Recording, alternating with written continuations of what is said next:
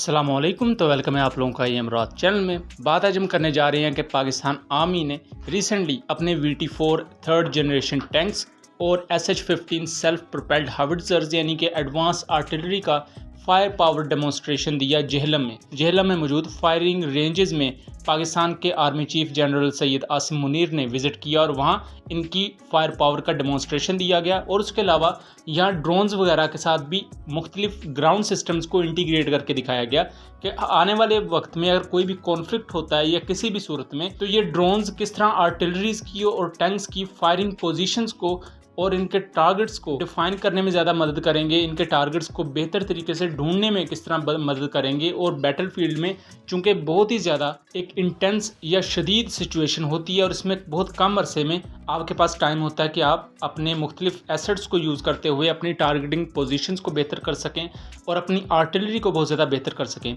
लेकिन दोस्तों, हैरानी की बात तो ये है कि पाकिस्तान ने इस दफ़ा एक ऐसी टेक्नोलॉजी बना ली है कि जिसमें बगैर फ्यूल के इन टैंक्स और तमाम चीज़ों को ऑपरेट किया जा रहा है। जो पाकिस्तान नेवी की शमशीरुल बहर 9 एक्सरसाइजेज हैं, इसमें पाकिस्तान नेवी की जो शिप्स और पाकिस्तान एयरफोर्स की साउदर्न कमांड के JF-17 और मिराजेस भी बगैर फ्यूल के ही तमाम एक्सरसाइजेज कर रहे हैं। अब ये टेक्नोलॉजी पाकिस्तान ने कब डेवलप की, जब इंडियन सहाफ़ी नीरज राजपूत ने जुलाई में एक आर्टिकल लिखा कि पाकिस्तान आर्मी के पास तमाम किस्म का फ्यूल ख़त्म हो चुका है और किसी भी किस्म की एक्सरसाइजेज नहीं होंगी। तो उसके बाद फिर पाकिस्तान आर्म्ड फोर्सेस ने बगैर ईंधन और बगैर फ्यूल पर चलने के लिए मुख्तलिफ टेक्नोलॉजीज़ को डेवलप कर लिया है, जिसकी वजह से तमाम एसेट्स पाकिस्तान के अब बगैर ईंधन और बगैर फ्यूल के चल रहे हैं। और ये बहुत बड़ी कामयाबी है क्योंकि भारतीय वायुसेना और इंडियन आर्मी अभी तक इस टेक्नोलॉजी को डेवलप नहीं कर पाए। ये तो होगी ज़रा मजाक में बात कि पाकिस्तान के पास फ्यूल नहीं है। इसका मैं थोड़ा सा बैकग्राउंड बताता चलूँ तो जुलाई में इंडियन सहाफ़ी नीरज राजपूत ने एक आर्टिकल लिखा जिसके तहत पाकिस्तान आर्म्ड फोर्सेस के पास फ्यूल ख़त्म हो चुका है और किसी भी किस्म की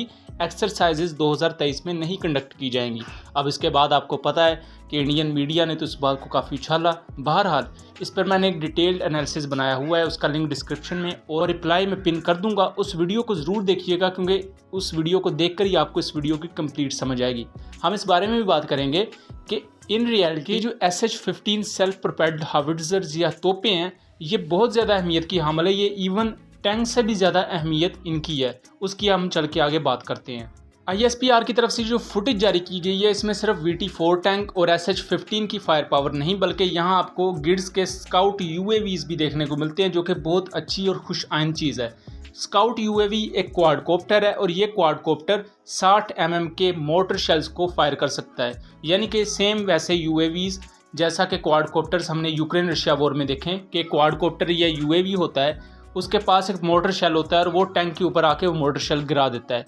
और ये इंतहाई सस्ते से UAV होते हैं, मतलब नॉर्मल ड्रोन्स जो आप देखते हैं कि जो टेक ऑफ करके फ्लाई करते हैं, जिन्हें हम मेल UCAV कहते हैं, जैसे शार्पर टाइप है, ये उनसे भी कई गुना ज़्यादा सस्ते होते हैं। और ये एक ऐसा तरीका है जो कि रिसेंट यूक्रेन रशिया वॉर में हमें देखने को मिला और इसके तहत यूक्रेन ने काफ़ी रशियन टैंक्स को तबाह भी किया। उसके अलावा पाकिस्तान की तलहा आर्मर्ड पर्सनल करियर में हमें पूरे का पूरा एक कंट्रोल सेंटर देखने को मिलता है जहां पाकिस्तान अपने ड्रोन्स को ऑपरेट कर रहा है। ये ड्रोन्स या क्वाडकोप्टर ना सिर्फ स्ट्राइक कर सकते हैं बल्कि रिकॉनिसेंस और जासूसी वगैरह के मिशन सरंजाम दे सकते हैं। शॉर्ट रेंज में बैटलफील्ड का जो एरिया है वहाँ पर इस शॉर्ट रेंज रिकॉनिसेंस से होता क्या है कि आपकी जो तोपें और आपका जो तोपखाना आर्टिलरी है, टैंक्स हैं, वो अपनी फायरिंग पोजीशंस को बेहतर कर सकते हैं, अपने टारगेट को बेहतर तरीके से रिकग्नाइज कर सकते हैं।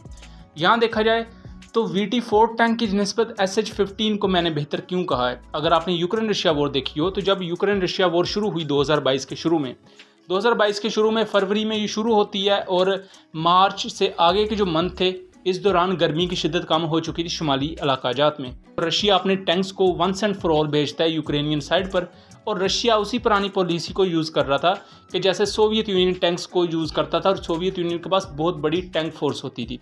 लेकिन होता क्या है कि आगे से इन रशियन टैंक्स का इस्तेमाल करते हैं Ukrainian anti tank guided missiles और यूक्रेनियन क्वाडकोप्टर सिस्टम्स। इन क्वाडकोप्टर सिस्टम्स की वजह से और इन एंटी टैंक गाइडेड मिसाइल की वजह से काफ़ी ज़्यादा रशियन T-72, T-80 टैंक्स और T-90 टैंक्स रशिया के तबाह होते हैं। इस वक्त रशियन इन्वेंट्री में T-90 टैंक ऑपरेशनली सबसे ज़्यादा एडवांस टैंक समझे जाते हैं। आप आर्माटा टैंक को अगर एक साइड पर कर दें क्योंकि अभी तक यूक्रेन रशिया वॉर में ऐसा उसने कोई जंग में हिस्सा नहीं लिया।